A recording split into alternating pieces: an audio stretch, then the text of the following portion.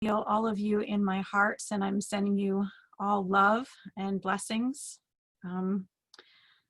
I selected our opening readings this morning to ground us in the essential nature of things, to remind us that we live in and are held by a great and grand mystery, and to continually wake up to the beauty that exists all around us, that is existence itself. That even though we may be spirit depleted and struggling and bone weary tired with the chaos of this year, even still we live in an animate, vital world, pulsing with life force. And so now I invite you into the spirit of contemplation, meditation, reflection, and prayer, and become aware of our connection to the earth, maybe placing our feet firmly on the ground, feeling that holding force, and feeling the life all around us. We are surrounded by the forests and the trees and the flowers and the birds and the sky and the heavens above us. I begin with a scripture, Exodus chapter 3, verses 1 through 6.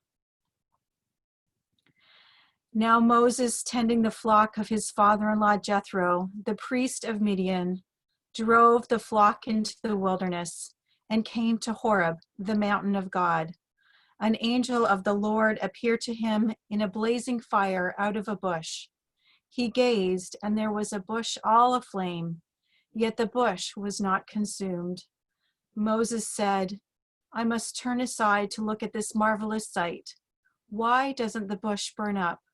When the Lord saw that he had turned aside to look, God called out to him out of the bush, "Moses, Moses," he answered. "Here I am." And he said, "Do not come closer. Remove your sandals from your feet, for the place on which you stand is holy ground." There is a divine fire that animates every living thing. Let us return to a sense of awe and wonder and sit in silence for a few seconds with one another.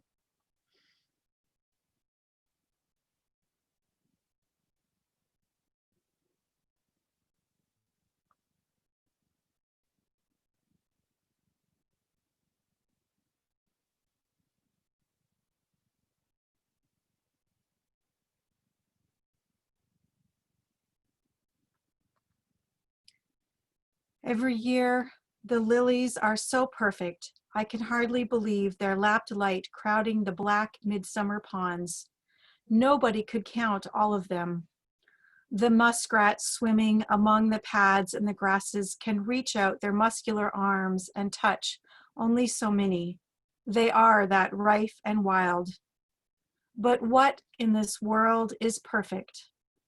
I bend closer and see how this one is clearly lopsided, and that one wears an orange blight, and this one is a glossy cheek, half nibbled away, and that one is a slumped purse, full of its own unstoppable decay. Still, what I want in my life is to be willing to be dazzled, to cast aside the weight of facts, and maybe even to float a little above this difficult world. I want to believe I am looking into the white fire of a great mystery. I want to believe that the imperfections are nothing, that the light is everything, that is more than the sum of each flawed blossom, rising and fading, and I do.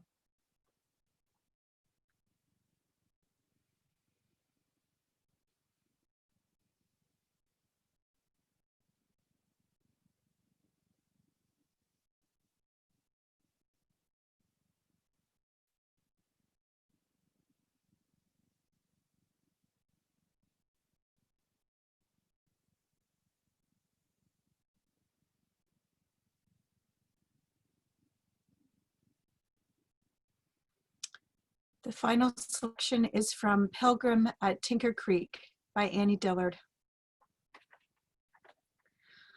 When her doctor took her bandages off and led her into the garden, the girl who was no longer blind saw the tree with the lights in it. It was for this tree I searched through the peach orchards of summer, in forests of fall, and down winter and spring for years. Then, one day I was walking, thinking of nothing at all, and I saw the tree with lights in it. I saw the backyard cedar where the mourning doves roost, charged and transfigured, each cell buzzing with flame. I stood on the grass with lights in it, grass that was holy fire, utterly focused and utterly dreamed. It was less like seeing than like being for the first time seen, knocked breathless by a powerful glance. The flood of fire abated, but I'm still spending the power.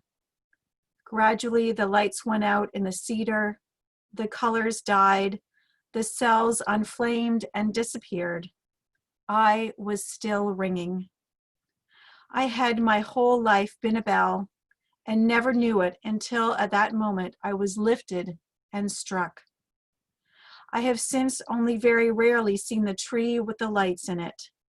The vision comes and goes, mostly goes, but I live for it, for the moment when the mountains open and a new light roars in space through the crack and the mountains slam. May all of you know such light.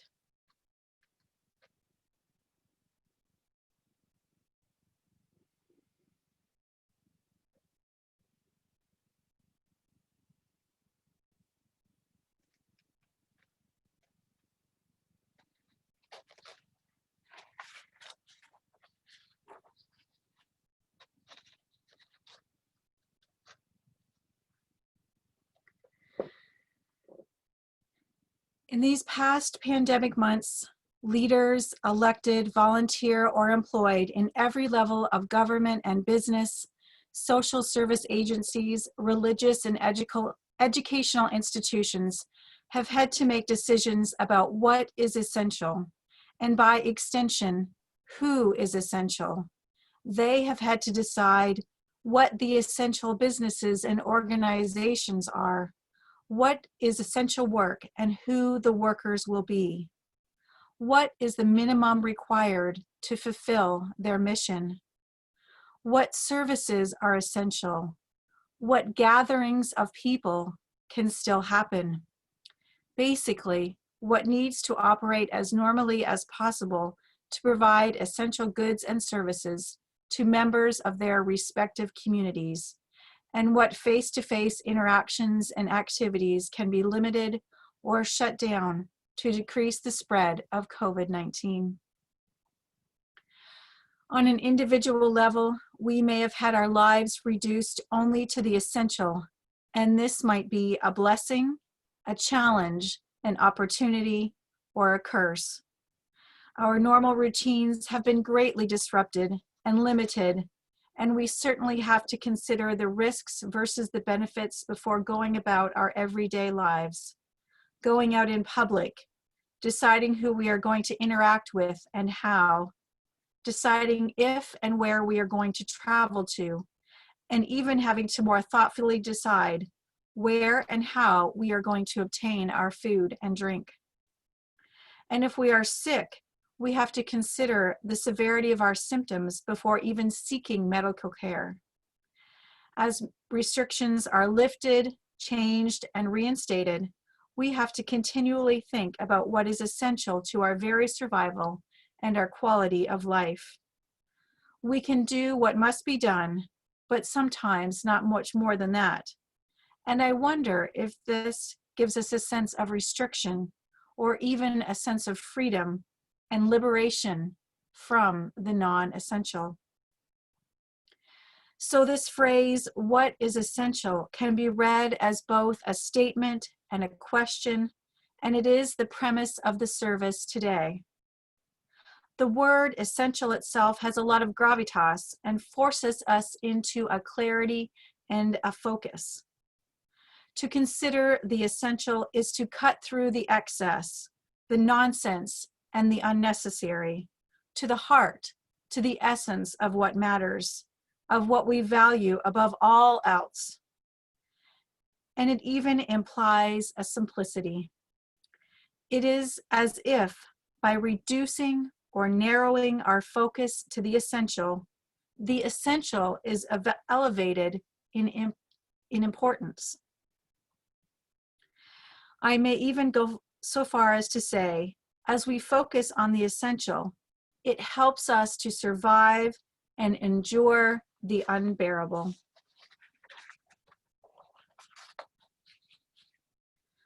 My hope is that this morning's service, from beginning to end, will help you return and reflect on your essentials, on gratitude for life and love, and recognition of inevitable loss, and the enduring beauty that sometimes we can't see, but can sometimes surprise us into awakening into a new appreciation for life. Perhaps this will be an opportunity to reflect on how these past months have shaped your own personal, unique answer to the question of what is essential. This line of inquiry might have already or might still lead you down some interesting paths of contemplation, and I am curious how each of you approaches the question and determines your own unique answer. How may knowing what is essential to me change some of your choices and how you live your life moving forward? At the basic level, we might ask ourselves, what is fundamental, necessary, vital, essential to just sustain human life? Oxygen, water, food, shelter, sanitation, sleep, for sure. And at a more minute level, the right temperature, atmospheric pressure, the correct ratio of macro and micronutrients.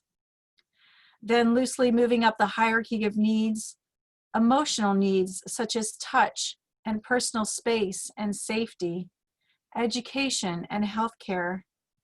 And in my opinion, we need basic morals and values and an ideological, cultural, or spiritual framework to exist within.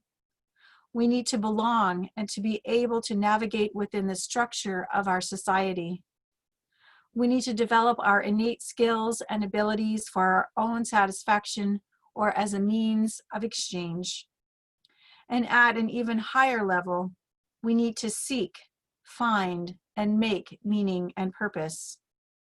We need love, to give and receive a whole lot of love, familial, friendship, romantic, personal, transpersonal, divine, love coming in from every which way.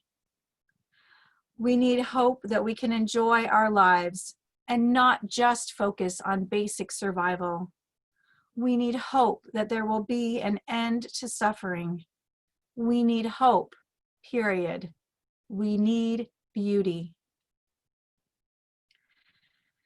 In terms of the pandemic, when we as individuals, as communities, as countries, as the globe, reduce to the essentials of life and do what we can to reduce the spread of the virus, we are revering, valuing, protecting human life over all else. This is love of the highest order. When we demand human rights and dignity and the essentials for everyone, this is love of the highest order. When we as individuals find clarity and focus on the essentials as we define them, I can't help but think that we will be more fulfilled in ways that matter, and we can do more good. We will now define and describe time as before, during, and after the pandemic and all of the institution-shaking events, natural disasters, and general chaos of 2020. And I do have faith that there will be an after.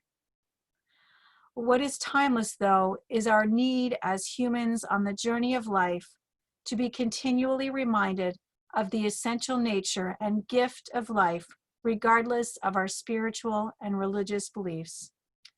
To be continually reminded to love more and better. To be continually reminded that at any moment we could lose anything we hold dear or anyone that we love. Our vulnerability makes us compassionate. Every life is sacred. All life is sacred. We walk on holy ground. We walk in beauty, but only for a moment in time, and we can't ever forget that. Consider what is essential in every aspect of your life. Wake up to what is essential. Value what is essential. And I now close with the traditional Beauty Way Navajo prayer, followed by a beautiful prayer song. Above and below hovers the light in beauty. I am surrounded by it. I am immersed in it. I shall walk quietly the trail, and light and beauty. In beauty it is begun, in beauty it is ended.